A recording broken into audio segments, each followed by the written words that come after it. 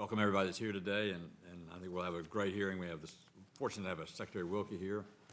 We'll hear from his testimony in a second. We have a second panel and 5 guests, which will be very important on many of the issues that are confronting us, and we'll have Q&A from all the members and ranking member and myself as well. But a few things I want to say in my opening remarks, and I'll turn it over to John Tester for his. You know, last week was a great week for our country. The 75th anniversary of D-Day. 75th anniversary of when the American soldiers, sailors, Marines, paratroopers went into France and then all of Europe and liberated the world from Adolf Hitler. There would be no democracy in the world today were it not for those men that fought for us on those days. There would be no place like the United States Capitol. There would be no place like Washington, D.C. There would be no diseases being cured. Wouldn't be much of anything going on because that type of mentality didn't have anything to do with the betterment of people.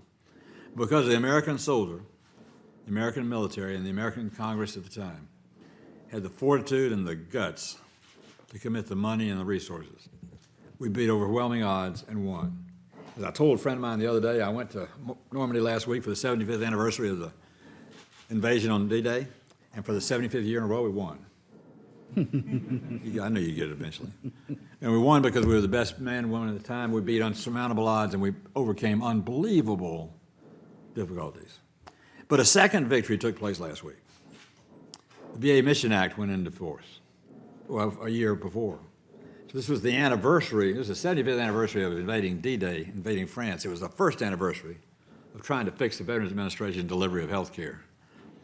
And I want to say that and John Tester and I did not practice this, but we've asked each other today twice and then pinched each other when we answered it. And we know this is playing with fire to say this, and then all of a sudden you cause something to happen, but we haven't had any complaints. I mean, I didn't wake up a Monday morning in the last 2 years without having a complaint from the VA within 3 or 4 minutes of getting up. I didn't know what to do.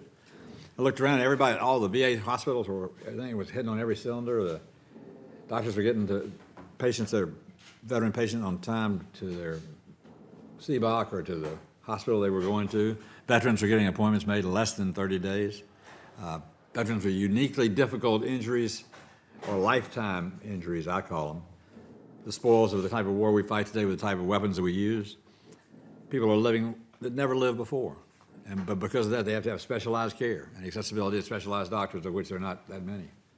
But now with the new Mission Act in place and with the VA's attitude, and I commend Secretary Wilkie first and foremost, because every organization is a large measure reflection of its leadership.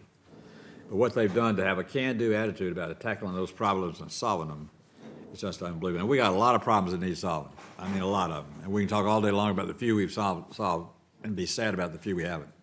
But we're going in the right direction. I think this committee deserves a lot of credit. John Tester deserves a lot of credit. I can tell you 3 occasions in the last year where the ranking member got us through a difficult time on a particular issue that he could have scuttled us if he wanted to. And I knew it and he knew it. But he did what he thought was right. We got the legislation done with. And I'm very proud to serve with him on this committee.